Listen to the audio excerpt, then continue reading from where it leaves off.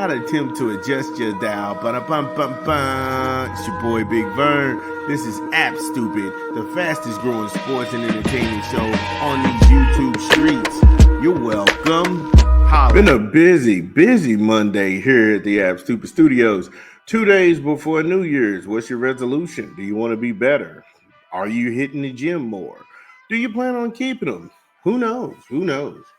Our first segment, we talked Deion Sanders and the Colorado Buffaloes. They were cherry picking, and they picked a pepper. They got embarrassed in the Alamo Bowl by taking BYU, a team that's in conference. I don't know where you go from here with that. Then we talked Texas A&M. Texas A&M, they were cherry picking also. They picked USC, one of the bottom feeder teams in the Big Ten at 6-6. They thought it was easy work or fat meat was greasy. Mike Elko and the boys found out real quick they got their ass whooped. Then the Pop-Tart Bowl, the game, the fight, the after party. Pretty much good stuff. Congratulations to Iowa State Cyclones.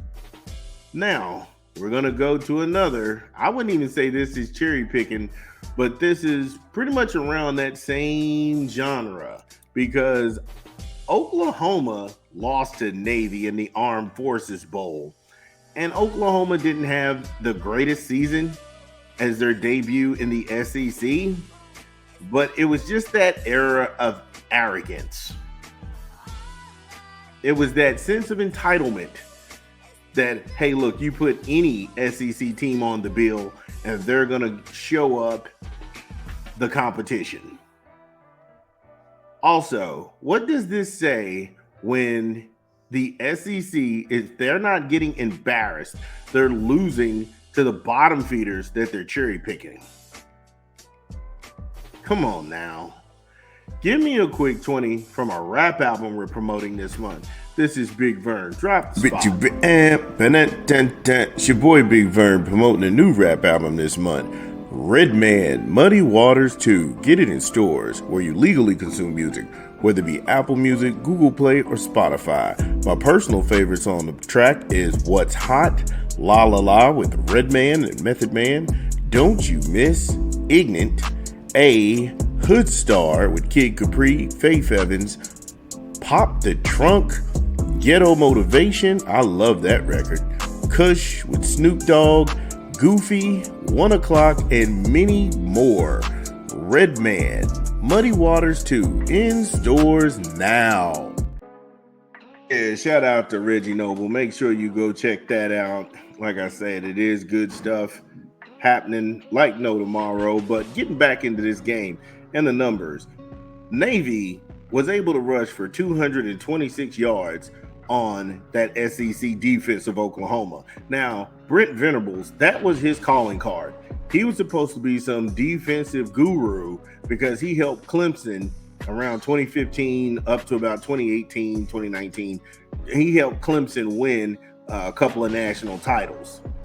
And that was his calling card, was defense.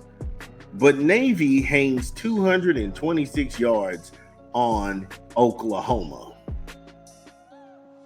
The fact that Oklahoma had 27 first downs compared to Navy's 11 will kind of make you be like, how'd y'all lose this game?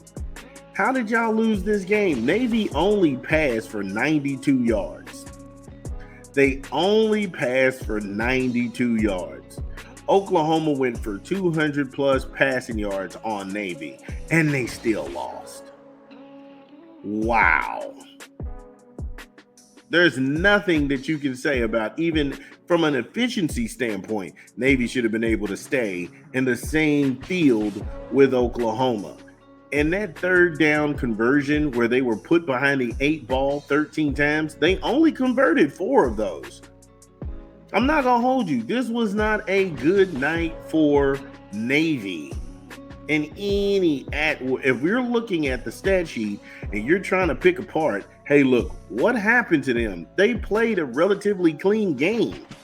They only had 4 penalties for 40 yards. That's not a lot, but that's too many. No fumbles, no interceptions. I can't say that for Oklahoma.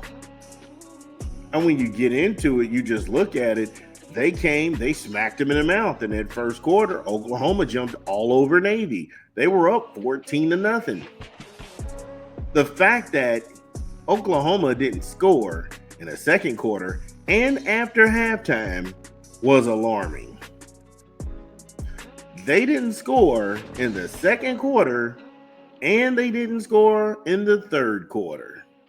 Because going into the half, this thing was still 14-7. And you felt like they could have put this thing away at any moment. But Navy kept staying in it, kept fighting. And now you're shrugging your shoulders like, how dominant is the SEC when I just turn on the TV and I keep seeing them get beat? They put up these vaunted numbers and you're still losing this game.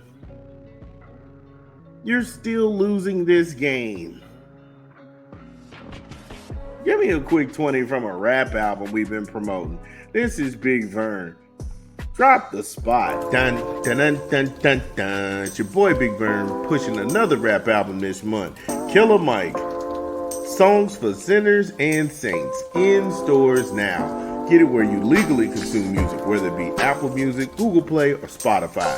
My personal favorites on the album, Nobody Knows, with Anthony Hamilton, is a really good song. Humble Me, very deep, very good song.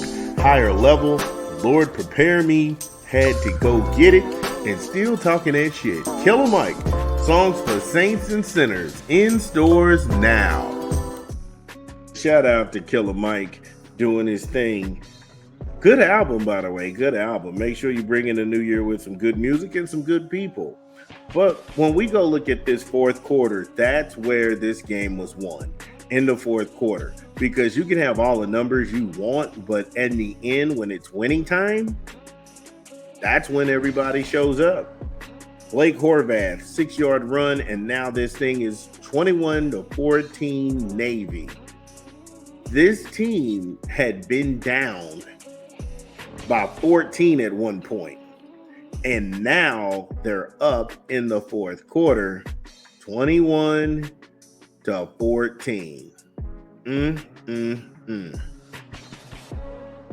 And so Oklahoma's got to answer. Oklahoma's got to go ahead and push the envelope. Oklahoma has to get back in this thing to make it respectable. And here you have it. You have Michael Hawkins Jr. He has a 10-yard pass to Jake Roberts. Jake the Snake Roberts. He's got a 10-yard pass to him, and now this thing is 20-21. Conventional wisdom is just kick the extra point. Let's go to overtime. We could have beat them in overtime, but no. Big brain Brent. Yeah, Brent. He decided to grow a brain and some fake testicles, and he tried to go for a 2-point conversion, which failed. Yep.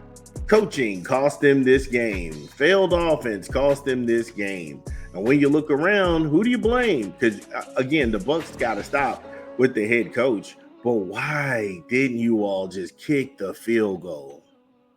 Arrogance. The arrogance of the SEC is that they feel that they are heads and shoulders above every conference. And you have former players and current coaches like the douchebag Lane Kiffin sits here and he goes, oh, who doesn't belong? Who does? Sir, you all don't belong.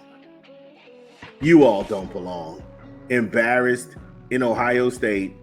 You got beat in Vegas by one of the worst teams in the Big Ten. And now the Navy's beating your ass.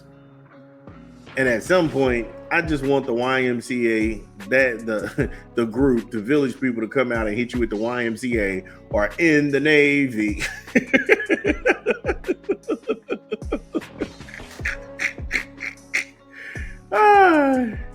Come on, man. Y'all lost the game. Y'all was winning in every direction. How the hell do you have 27 first downs and still lose 21-20? Come on, man. Come save that shit. Now, Cam Newton. Cam Newton needs to be G-checked for this because Cam was out here running his mouth, talking about what teams didn't belong. And if he keeping score and if he really watching, your conference is getting their guts kicked out their mouth. Y'all better pray to God Texas don't lose to Arizona. You better pray to God Georgia don't lose to Notre Dame, because that's going to go ahead and show everybody that the emperor has no clothes. But for the point, if you are a fan of Navy or you follow that and you're a graduate of that school, get in the chat. Let us know how you feel about that game. This is Big Vern. We'll be back.